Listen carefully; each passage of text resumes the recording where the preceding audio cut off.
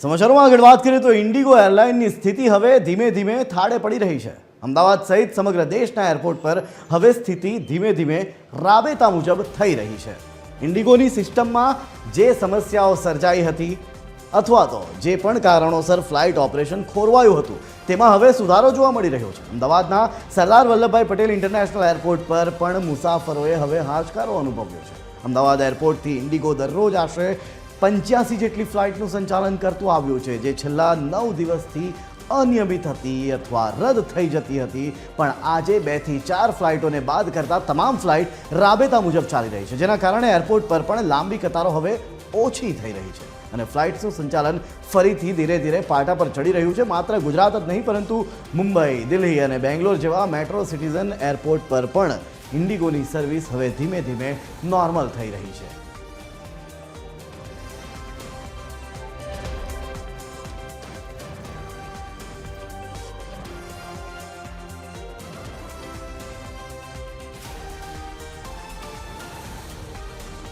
સૌથી મોટી એરલાઇન છે ઇન્ડિગો નવા નિયમ મુજબ ફ્લાઇટો શેડ્યુલ ના કરી શકી। ડિસેમ્બર મહિનાની શરૂઆતથી જ ફ્લાઇટ કેન્સલેશન ધીમે ધીમે વધવા માંડ્યું હતું અને ત્યારબાદ જો છેલ્લા 9 તારીખથી જો વાત કરવામાં આવે તો 9 તારીખથી તો ફ્લાઇટો રદ થવા માંડી હતી। પણ હવે ઇન્ડિગોને સરકારે રાહત આપી છે। જે નવા નિયમો હતા એમાં સરકારે રાહત આપી છે અને રાહતના કારણે એરલાઇનને હવે 10% જેટલી રાહત મળતા દરરોજની આશરે 200 જેટલી જે ફ્લાઇટ હતી એ હવે રદ થશે, પરંતુ બાકીની તમામ ફ્લાઇટ રાબેતા મુજબ ચાલશે। ત્યારે આ જ મામલે વિસ્તારથી વાત કરવા માટે આપણી સાથે સંવાદદાતા મૌલિક જોડાઈ રહ્યા છે। સીધા જઈશું મૌલિક પાસે। મૌલિક, હવે ધીરે ધીરે ઇન્ડિગોનું કામકાજ થાળે પડી રહ્યું છે, ફ્લાઇટ હવે ધીરે ધીરે શરૂ થઈ ગઈ છે। 1-2 ફ્લાઇટને બાદ કરતાં હવે તમામ ફ્લાઇટો આજે પણ ચાલી છે। શું છે વધુ વિગતો મૌલિક? બિલકુલ જય, જે રીતે ડિસેમ્બર મહિનાની શરૂઆતથી જ ઇન્ડિગો ફ્લાઇટ છે તેના સંચાલનમાં ખામીઓ આવી હતી અને તેના કારણે અત્યાર સુધી દેશભરમાં લગભગ 4000થી પણ વધારે ફ્લાઇટ છે તે કેન્સલ થઈ હતી।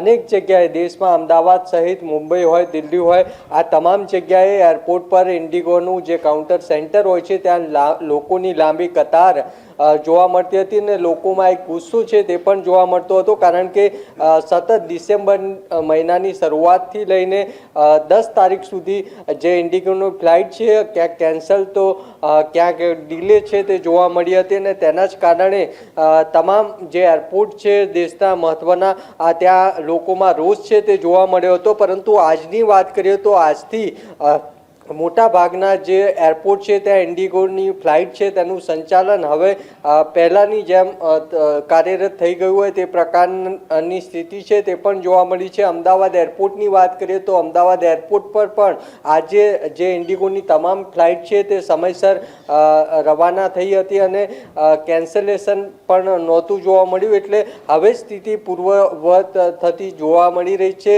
અને ન માત્ર અમદાવાદ પરંતુ દેશભરમાં આજ પ્રકારે હવે ઇન્ડિગોની જે ફ્લાઇટ કેન્સલેશન છેલ્લા અઠવાડિયામાં જે હતું તેમાં ઘટાડો આવ્યો છે અને હવે નજીવી ફ્લાઇટ છે તેમાં તકલીફ છે। મોટા ભાગનું જે સંચાલન છે તે પૂર્વવત થઈ ગયું છે અને પહેલાં જેમ સંચાલન થઈ રહ્યું છે। જો કે ઇન્ડિગોએ જે ગયા વીક દરમિયાન જે પ્રકારની મુશ્કેલીઓ મુસાફરે વેઠી હતી તેના માટે 10,000 વાઉચર 10,000ના વાઉચરની જાહેરાત છે તે પણ કરી છે અને તે તેવા પેસેન્જર માટે છે કે જે પેસેન્જર્સને ફ્લાઇટ છે તેમાં વિક્ષેપ આવ્યો હોય, મુશ્કેલીનો સામનો કરવો પડ્યો હોય, આવા પેસેન્જરને 10,000નું વાઉચર છે તે આપશે। જી આભાર મૌલિક, સમગ્ર માહિતી આપવા બદલ। તો આ હતા મૌલિક કે જેમણે જણાવ્યું એ રીતે ઇન્ડિગો કે જે દેશની સૌથી મોટી એરલાઇન છે, 70% ફ્લાઇટ્સ ઇન્ડિગો ચલાવતી હોય છે દેશમાંથી અને એનું જ કામકાજ ઠપ થતાં મુસાફરો અટવાયા હતા, પણ હવે રાબેતા મુજબ ધીરે ધીરે ઇન્ડિગો એની ઉડાન ભરી રહી છે।